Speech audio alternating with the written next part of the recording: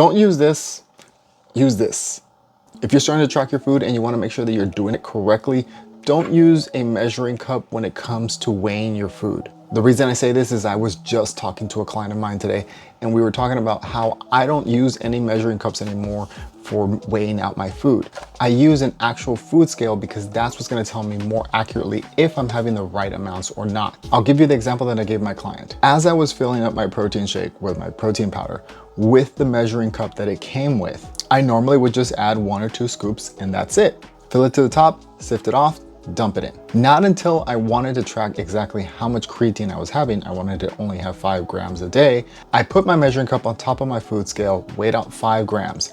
Then I weighed out my protein with the measuring tool that it came with. Then I went to add the protein, and it's supposed to be 30 grams per serving. I scooped it up like I normally did, dumped it in, and I came back 25 grams. I thought maybe that's a mistake. Let me try again. I usually add 2 scoops. I got another scoop, sifted off, dumped it in. Again, only 25 grams. So I was 5 grams short every time I added a scoop of protein. Now, Leo, why does that even matter? 5 grams, 5 grams.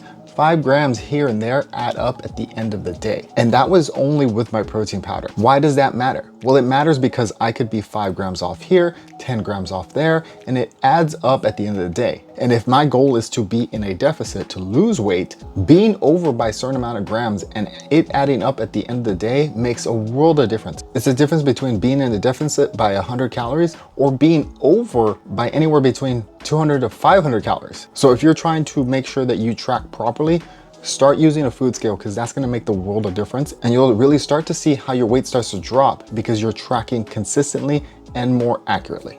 And one more thing you should do is hit that follow button to see more videos like this.